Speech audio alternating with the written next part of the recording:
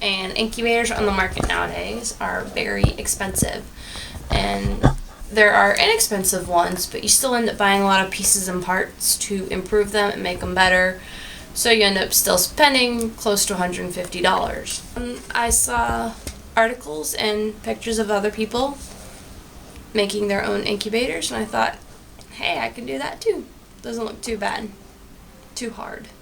And the main one I used was backyardchickens.com. They had a competition, and so there's a lot of people that made different types of incubators, some from styrofoam containers like I'm doing. Other people used old drawers, old refrigerators. Other people take actual coolers and will drill holes and make incubators out of those. I actually hope to make one of those if I can find one at a garage sale this spring and summer for pretty cheap. Well, first part is the styrofoam container that it will sit in. I have my thermometer / hydrometer that tells me the temperature and humidity, which are both very important when incubating eggs. I think this one was about maybe $10. For humidity inside the incubator, I have just this little tin bowl thing and a sponge, which I will wet with water, and that will hold the humidity, which I'll put in the bottom. We are currently wiring up a light bulb and a thermostat. The thermostat is to control the temperature better. If it gets too cold, it'll turn the lights on. If it gets too hot, it'll turn it off.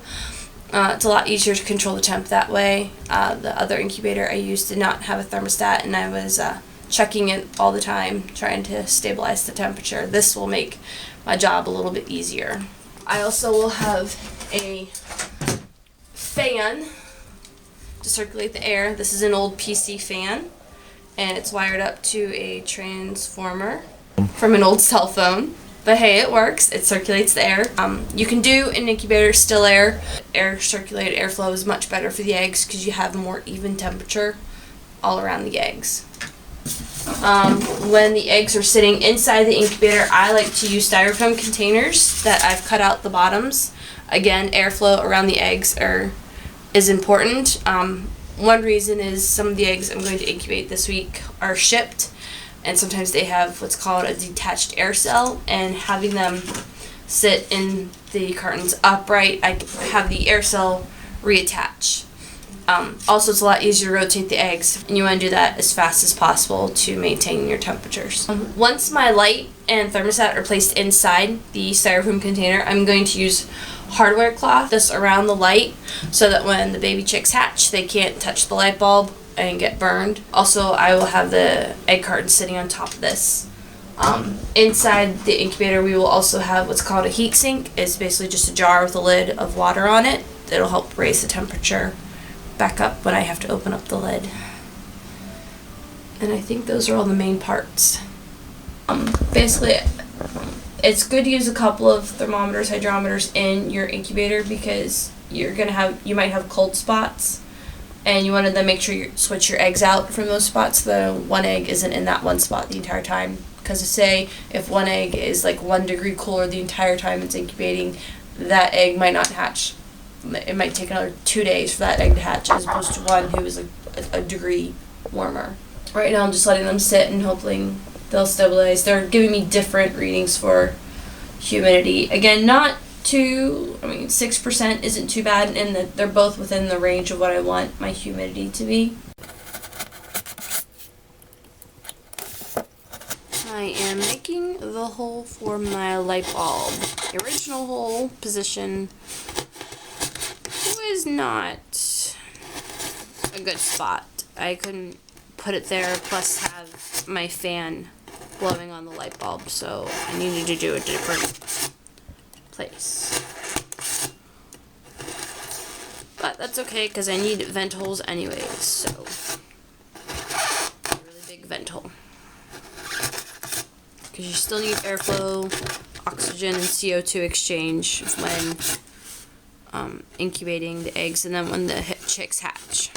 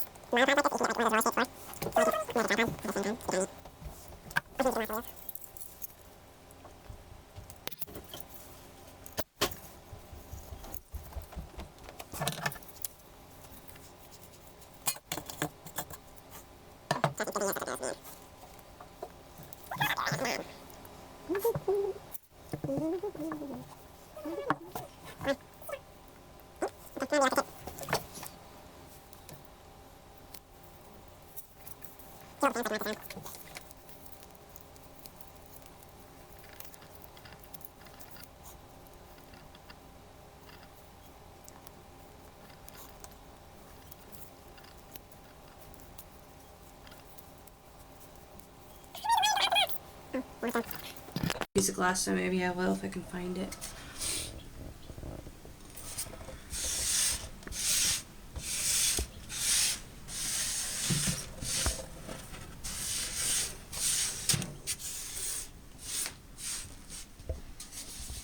It's all ready to go then.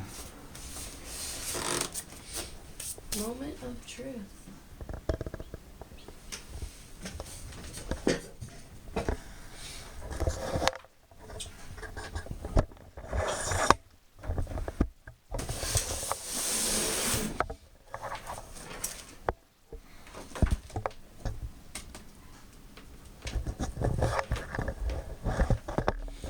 And we'll have to see if we set the thermostat correctly. If it turns off at 99. Turn on.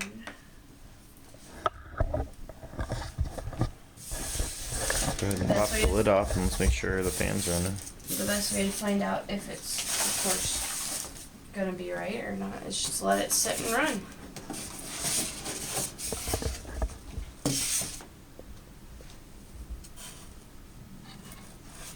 Is that even plugged in? The fan is not running. I probably didn't do the wires right. You can do them. Maybe I didn't twist them right together.